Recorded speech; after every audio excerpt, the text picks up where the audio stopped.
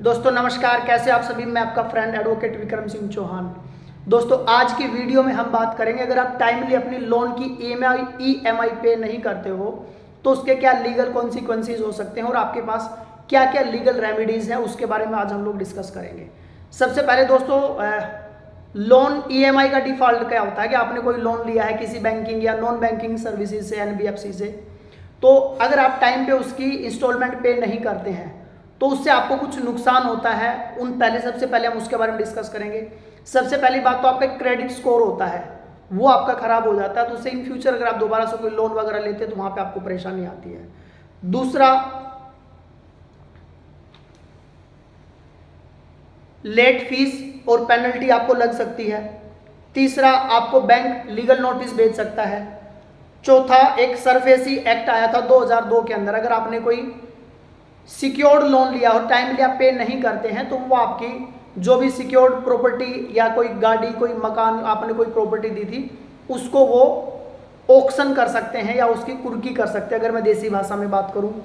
उसके बाद आपके खिलाफ क्रिमिनल केस हो सकता है, आपके खिलाफ एक सिविल सूट दायर किया जा सकता है। अगर आपने उनको चेक दिया हुआ है तो आपके खिलाफ एनआई एक्ट 138 के अंदर आपके खिलाफ एक क्रिमिनल केस फाइल किया जा सकता है। उसके अलावा आर्बिट्रेशन के लिए आपको ले जाया जा सकता है या लोक अदालत में आपसी कॉम्प्रोमाइज के लिए लेके जाया जा सकता है। तो ये कुछ नुकसान है अगर आप टाइम पे लोन की ईएमआई पे नहीं करते हैं। सबसे पहली बात, आपका क्रेडिट स्कोर खराब होता है, आपकी डॉक्यूमेंट्स में प्रॉब्लम होती है। इन फ्यूचर अगर आपको कोई लोन वगैरह की रिक्वायरमेंट होती है तो वहाँ आपको चैलेंजेस आते हैं और आपको कुछ लीगल कॉन्सिक्वेंसेज का भी सामना करना पड़ सकता है। लेकिन कोई जानबूझ के लोन की ईएमआई डिफॉल्ट नहीं करता, उसमें दो तरीके से हो सकता है। किसी की मजबूरी हो सकती है, कुछ फाइनेंशियल क्राइसिस हो सकते हैं, कुछ लोग ऐसे होते हैं जानबूझ के भी कर देते हैं। लेकिन अगर कुछ फाइनेंशियल क्राइसिस है तो उस मामले में हमें कुछ चीज़ों का ध्यान रखना चाहिए। एक तो कभी भी आप लोन ले तो लोन से पहले उनकी टर्म एंड कंडीशन अच्छे से पढ़ लें, अननेसेसरी लोन ना लें, अनऑथोराइज किसी भी एनबीएफसी वगैरह से लोन ना लें, उससे आप चैलेंजेस से बच सकते हो। कोई भी आप उनके साथ कार्रवाई करते हैं तो सारी चीज़ आपको रिटर्न में रखनी है, सारे प्रूफ एविडेंस अपने पास आप रखें। अगर आपको उनके जो रिकवरी एजेंट है वो परेशान करते हैं तो उनकी प्रॉपर रिकॉर्डिंग या कोई व्हाट्सअप वगैरह करते हैं तो उसके स्क्रीनशॉट, सारे एविडेंस अपने पास रखें। अपने लीगल एडवाइजर से आप कंसल्ट करें।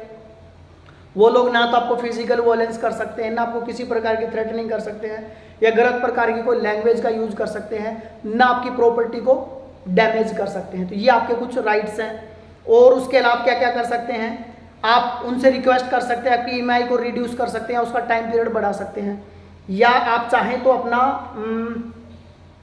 अपनी ईएमआई को कुछ टाइम के लिए स्टॉप करा सकते हैं। जैसे पीछे आपने देखा होगा कोरोना के टाइम पे लोगों के इनकम सोर्स जीरो हो गए थे तो उन्होंने रिक्वेस्ट करके गवर्नमेंट ने भी बैंकिंग सर्विसेज जो रहती हैं, बैंकिंग या एनबीएफसी को इंस्ट्रक्शंस दिए थे कि कुछ टाइम के लिए इनको रिलीफ दे दिया जाए, तो आप रिक्वेस्ट करके वो रिलीफ आप उनसे ले सकते हो।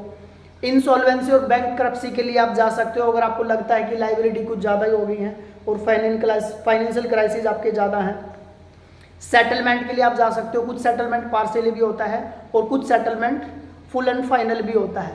लेकिन मैं आपको सजेस्ट करूंगा कि सेटलमेंट के लिए ना जाए, इससे आपका क्रेडिट स्कोर पूरी तरह से खराब हो जाता है और इन फ्यूचर अगर आपको दोबारा से किसी लोन वगैरह की रिक्वायरमेंट रहती है तो वहाँ आपके लिए बड़े चैलेंजेस आते हैं।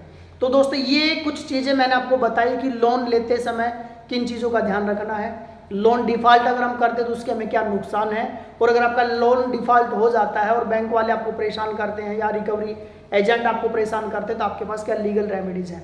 अगर रिकवरी एजेंट आपके घर आते हैं तो वो आपके घर नहीं आ सकते, ज़बरदस्ती नहीं कर सकते, पहले उनको प्रॉपर लीगल नोटिस देना होता है। आपसे किसी भी रिगार्डिंग वो बात करें उससे पहले उनको लीगल नोटिस प्रॉपर देना होता है। आप उनके खिलाफ कंप्लेंट कर सकते हैं, आरबीआई में जा सकते हैं या जिस भी बैंकिंग एनबीएफसी से वहाँ आप कंप्लेंट कर सकते हैं, या आरबीआई के या बैंकों के ओम्बड्समैन होते हैं वहाँ पे आप कंप्लेंट कर सकते हो। तो दोस्तों नेक्स्ट वीडियो आप किस टॉपिक पे चाह रहे हैं प्लीज़ कमेंट बॉक्स में मेंशन कीजिए। हम जल्द उसी टॉपिक पे एक नई वीडियो के साथ मिलते हैं। आप अपना प्यार और आशीर्वाद ऐसे बनाए रखिए। हम जल्द मिलते हैं एक और नई वीडियो के साथ। तब तक आप सभी साथियों का दिल की गहराई से बहुत बहुत धन्यवाद। जय हिंद, जय भारत, वंदे मातरम। Thank you very much.